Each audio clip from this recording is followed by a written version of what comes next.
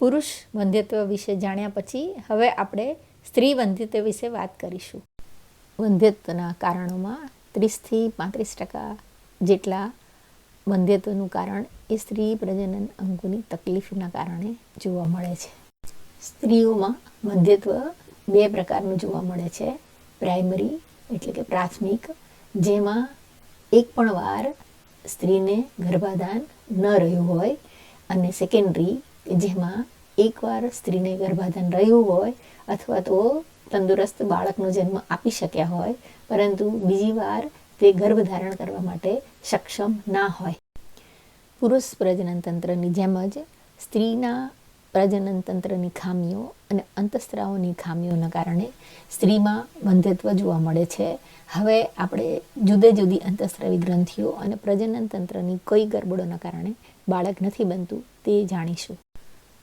હાઇપોથેલેમસમાં અંતઃસ્ત્રાવોની ગરબડ એ તણાવ, વધુ પડતો વ્યાયામ, મેદસ્વીતા, લાંબા સમયની યકૃત અને મૂત્રપિંડની અસાધ્ય બીમારીઓ અને ક્રેનિયોફેરિન્જિયોમા જેવા ગાંઠને કારણે ઉત્પન્ન થાય છે. પિચ્યુટરી ગ્રંથિની તકલીફોમાં પિચ્યુટરી ગ્રંથિનું ટ્યુમર, સર્જરી કે રેડિયોથેરાપી ઉપરાંત કોઈપણ કારણસર પિચ્યુટરી ગ્રંથિના ગોનાડોટ્રોફિન સ્ત્રાવનો ઘટાડો, જેમ કે સિહાન સિન્ડ્રોમ. હવે આપણે અંડપિંડના કારણો જાણીએ. સ્ત્રી વંધ્યત્વનું સૌથી મોટું કારણ એ અંડપિંડના અંતઃસ્ત્રાવની ગરબડના કારણે જોવા મળે છે. અંડપિંડના અંતઃસ્ત્રાવની ગરબડો જેમ કે polycystic ovarian syndrome, premature ovarian failure અને રેઝિસ્ટન્ટ ઓવરી સિન્ડ્રોમ, કે જેમાં ઇસ્ટ્રોજન અને પ્રોજેસ્ટ્રોન પૂરતા પ્રમાણમાં હોતા નથી. સ્ત્રી વંધ્યત્વમાં ડાયાબિટીસ ટાઈપ 1, ટાઈપ 2, મેદસ્વીતા, થાઇરોઇડ ગ્રંથિનું હાઇપરથાઇરોઇડિઝમ કે હાઇપોથાઇરોઇડિઝમ અને એડ્રિનલ ગ્રંથિનો સ્ત્રાવ પણ એક મહત્વનો ભાગ ભજવે છે.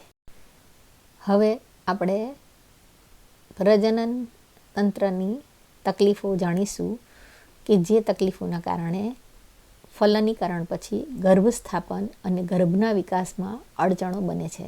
ગર્ભાશયની આપણે વાત કરીએ તો ગર્ભાશય એ 2 મુલિયન ડક્ટના જોડાણથી એક પોલાણવાળી કોથળી બને છે.